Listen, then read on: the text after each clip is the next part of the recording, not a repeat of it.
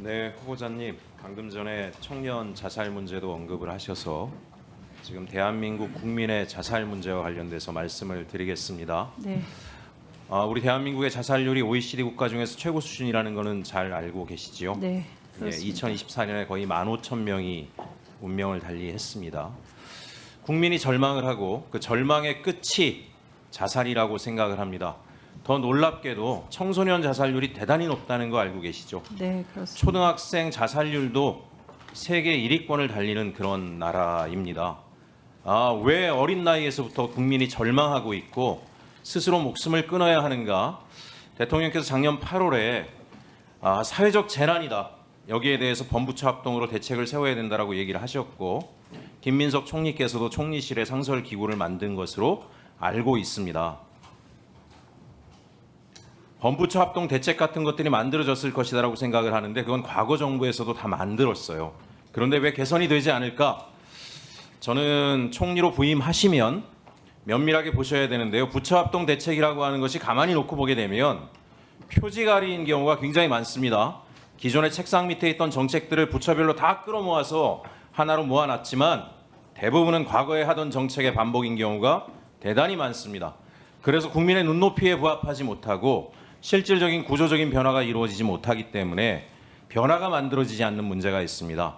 저는 총리로 부임하시면 이 문제에 대해서 정말 국민이 느낄 수 있는 특단의 조치들을 통해서 많은 변화들을 통해서 국민들이 더 이상 절망으로 스스로 목숨을 끊는 일이 우리가 전시 상태에도 전쟁 중에 아동이 사망하는 일이 발생하면 전 세계 뉴스에 나오지 않습니까? 어떻게 아무리 적대국이라고 할지라도 아이들을 죽일 수가 있느냐? 대한민국의 아이들이 스스로 목숨을 끊고 있는 문제입니다. 공직자라면 무거운 책임감을 느껴야 된다라고 생각을 하고 있습니다. 저는 구조개혁을 해야 된다라고 생각합니다. 우리 국민들은 대한민국이 겉으로 형식적으로 민주주의가 대단히 발전해 있다라고 생각하지만 실제 삶의 많은 영역에서 많은 장벽들을 유리천장들을 마주치게 됩니다. 아이들도 크면서 그렇습니다. 어느 지역에 태어났느냐에 따라서도 그렇고요. 또 특정 카르텔이 권한을 독점하고 있기 때문에 그 카르텔에 들어가지 못하면 실질적으로 아무리 땀을 흘리고 노력해도 내 삶이 개선되지 않는 경험들을 합니다. 생뚱맞을 수 있지만 어제 대한민국 축구에 대한 이야기도 좀 하겠습니다. 우리가 이 인청하느라고 축구 안 본 게 우리 수명을 몇 년 늘렸을지도 모르겠습니다. 우리 국민들이. 제 언론에 보니까 매년 나왔던 얘기입니다. 축구협회 카르텔. 특정 대학 카르텔이 대한민국 축구를 다 망치고 있다. 특정 기업 카르텔이 다 망치고 있다. 이 얘기가 뭐겠습니까? 축구 선수로 자신의 꿈을 키워보고 싶은 청년들이 얼마나 대한민국에 많겠습니까? 청소년들도. 하지만 특정 대학에 들어가지 못하면 내가 아무리 노력을 해도 국가대표가 되지 못하고 국가대표가 설사 된다라고 할지라도 벤치를 지켜야 된다라고 하는 것이 고착화돼 있고 이런 얘기 나온 지가 수십 년이 됐습니다. 이런 카르텔이 대한민국 곳곳에 있습니다. 그걸 아이들도 느낍니다. 내가 어느 부모한테 태어났기 때문에 내가 아무리 노력해도 내 삶이 변화가 없을 것이다라는 것을 느끼고 있습니다. 대한민국의 아까 은둔형 청년 얘기를 하셨죠. 나중에 지표를 보시면 재밌습니다. 이게 웃을 일도 아니지만 소득 1분위와 5분위가 가장 높습니다. 근데 경우가 다릅니다. 최고소득층의 청소년들은 물려받을 재산이 있기 때문에 내가 정말 원하는 일이 아니면 굳이 나가서 일하지 않겠다라고 이야기합니다. 그러나 소득 최하위 계층은 거의 20% 가까운 친구들이 은둔형 외톨이가 됩니다. 이유는 뭐겠습니까? 내 부모의 삶을 봐도 그렇고 나도 나가서 열심히 일해본들 변화될 게 아무것도 없다라고 하는 것을 이야기합니다. 이 상황이 지금 대한민국이 해결해야 될 굉장히 강한 중요한 문제이고 이것이 국민의 자살률을 높이고 있다라고 생각합니다. 총리님, 총리 후보님, 지역의 소상공인들 만나보십시오. 어떤지 아십니까? 부부가 같이 일을 하다가 소득이 줄어드니까 한 사람이 뭘 합니까? 처음엔 직원이 있다가 직원을 자릅니다. 그 다음에 부부가 일을 합니다. 그러다 부부 중에 한 사람이 밤에 나가서 대리운전을 합니다. 그렇게 투잡을 뛰어도 아이들을 키울 만한 충분한 벌이를 하지 못합니다. 그러다 보면 뭘 선택을 합니까? 가족 동반 자살을 선택하는 겁니다. 아이들이 자기 소유가 아니니까 아이들을 데리고 죽음을 선택하는 건 분명히 범죄이기 때문에 근절시켜야 하지만 그것만 범죄로 봐서는 문제가 해결되지 않는다라고 생각합니다. 왜 국민이 사지에 내몰리는 것을, 태어난 환경이 일생을 좌지우지하는 것을, 나라 돈이 들어가는 거 아닙니까? 저는 축구협회 이번에 분명히 여기 정부 재원이 들어가고 있다고 생각합니다. 철저하게 개혁을 해서 왜 국민의 세금이 들어가는 곳에 이런 카르텔이 존재해서 국민의 마음을 멍들게 하는가?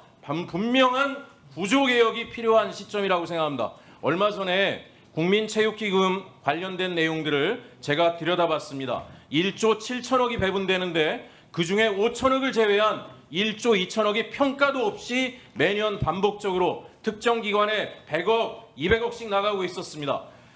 국민의 세금이 나가고 국가의 기금이 나가는데 어떤 공공적 가치를 창출하는가에 대해서 엄밀한 평가가 없다라면 그 기관은 똑같은 방식으로 돈을 뿌리고 거기에서 카르텔에 들어가지 못한 사람들은 멍이 들고 있었을 것입니다. 그래서 저는 총리 후보님께 말씀드립니다. 범부처 합동대책이다라고 하는 기존에 있던 대책 끌어모으는 것으로는 대한민국 자살 문제를 해결하지 못할 것이다. 적어도 우리가 민간에서 벌어지는 일까지는 국가가 자유시장 경제에서 다 뭐라고 할 수는 없지만 국민의 돈이 들어가고 있는, 국민의 세금이 투입되고 있는 각종 카르텔에 대해서는 수술을 해야 된다라고 생각을 합니다. 그래서 이 자리에 있는 많은 의원님들도 같이 뜻을 모아주실 것이라고 믿고 있고요. 국민 세금 갖다가 자신들이 임의로, 자의적으로, 불법적으로, 파행적으로 사용하는 것에 대해서 엄밀하게 단절하고 모든 국민이 정말 어떤 집안에 태어나건 열심히 성실하게 노력함으로 땀을 흘리는 것만으로도 이런 일에 의해서 배제되는 일은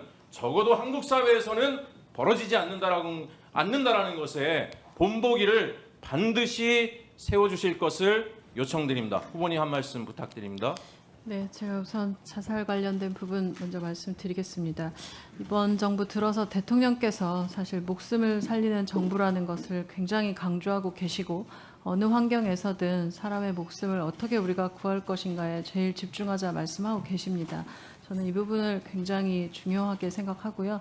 지금까지 1000명 프로젝트라는 걸 진행하면서 지금 올해 4월 데이터를 보니까 지금 자살 숫자가 줄고 있습니다. 다만 의원님 지적하신 것처럼 청소년과 청년들에서는 이 부분이 아직 감소 수치들이 보이지 않아서요. 이거는 전반적으로 우리가 정말 집중해서 봐야 한다 생각합니다. 이 축구협회 관련된 부분은 뭐 제가 굳이 말씀드리지 않아도 온 국민이 굉장히 분노하며 말씀하시고 계시기 때문에 잘 해결될 거라 생각합니다. 이번에 탈탈 토론해 주시기 바랍니다. 네, 수고하셨습니다.